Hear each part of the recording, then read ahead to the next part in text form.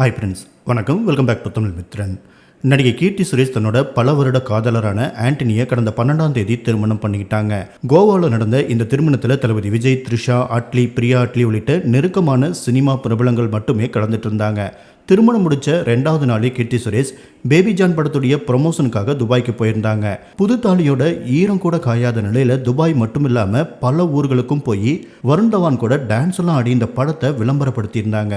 இந்த நிலையில baby John படம் 100 கோடிக்கும் அதிகமா நஷ்டத்தை கொடுத்திருக்கிறதா பாலிவுட்ல இருந்து தகவல்கள் வந்துட்டு இருக்கு. தமிழ்ல அட்லி டைரக்ஷன்ல தளபதி விஜய் நடிப்புல வெளியான தெரி படத்தை ஹிந்தியில பேபி ஜான் அப்படிங்கிற பேர்ல எடுத்து வச்சிருக்காங்க.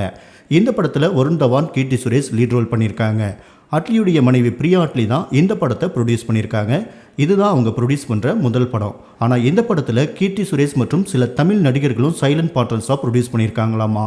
இந்த படத்தை மொத்தம் 160 கோடி ரூபாய் பட்ஜெட்டில் உருவாக்கியிருக்காங்க. இத்தனைக்கும் இந்த படத்தில் சல்மான் கான் ஒரு கேமியோ ரோல் ஒன்றும் பண்ணியிருக்காரு.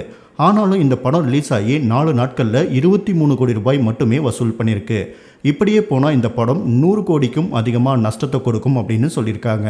திருமணத்துக்கு அப்புறமா கீர்த்தி சுரேஷ்க்கு வெளியான முதல் படம் அவங்க திருமணமே இந்த படத்துக்கு பெரிய விளம்பரமாக அமைஞ்சுது. அது மட்டும் இல்லாமல் தளபதி விஜய் படத்துடைய ரீமேக், சல்மான் கானுடைய கேமியோ, எக்கச்சக்கமான ப்ரொமோஷன் அப்படின்னு அத்தனையும் இந்த படத்துக்கு அமைஞ்சிருந்தும் படம் படுதோல்வியை சந்திச்சிருக்கு.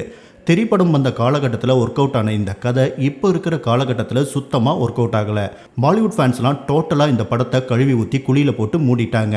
இந்த நிலையில் கீர்த்தி சுரேஷ் சினிமாவை விட்டே விலக போகிறதா பாலிவுட்லேருந்து செய்திகள் வந்துட்டுருக்கு. இதுக்கு காரணம் பேபி ஜான் படத்துடைய மிகப்பெரிய நஷ்டமோ அதன் மூலமாக அவங்களோட நட்பு வட்டாரத்தில் ஏற்பட்டிருக்கிற மனக்கசப்பும் தான் அப்படின்னு சொல்லிட்டு இருக்காங்க. கீர்த்தி சுரேஷ் நடிப்பில் ரிவால்வர் நீட்டா, கன்னிவெடி ஆகிய படங்கள் அடுத்தடுத்து ரிலீஸ் ஆக இருக்கு. இந்த படங்களை தொடர்ந்து அடுத்து எந்த படத்துலையும் கீர்த்தி சுரேஷ் கமிட் ஆகலை.